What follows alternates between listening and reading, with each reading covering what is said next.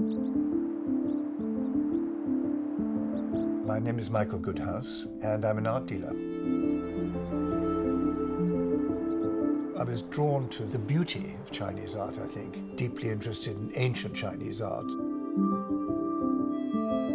I noticed today that a lot of the people that I deal with are not as impulsive about buying art as I was, and react very, very strongly when I like something, and find it very difficult to resist it if I want to buy it. It's one of the great joys in life. I find it fascinating.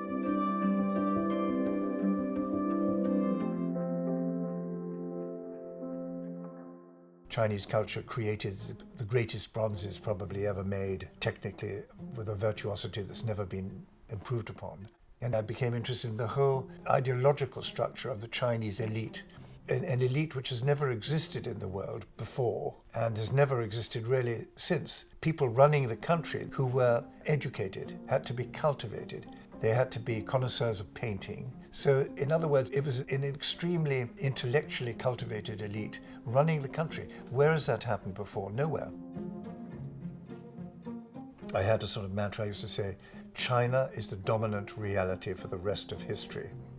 And although that's a bit of an exaggeration, there is some truth in that. We've got to face it. The late 80s Chinese contemporary culture was on fire. There was a sudden efflorescence of self-confidence in China, and it was terrific fun. And so you got these really very outstanding artists. They were extremely gifted technically, and in addition to which they came up with some very interestingly subversive subject matter. So it was both aesthetic and also there was a political edge to it, which I found very interesting.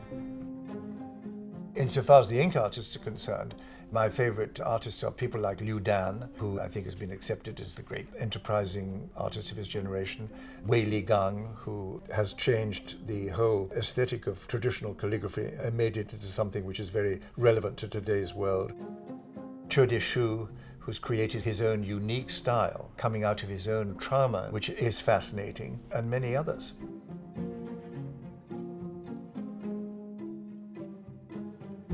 So I think the auction is going to be terrific. Bonhams is prepared to make it a real event. The artists that are going to be included in the painting section of it are preeminent. They're the best artists in the world. The works are outstanding. And the blend of the brush and bronze is interesting because they're both connected through the ethos of the gentleman scholar, which is so fascinating, these very cultivated people in China.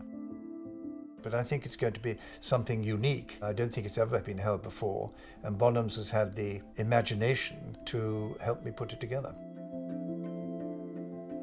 I mean, the truth is, I think that my career as an art dealer has been much more successful than my personal life. I mean, I really could have done better on that side. But I think it's been tremendous fun, to be honest with you. And in fact, it's still very lively.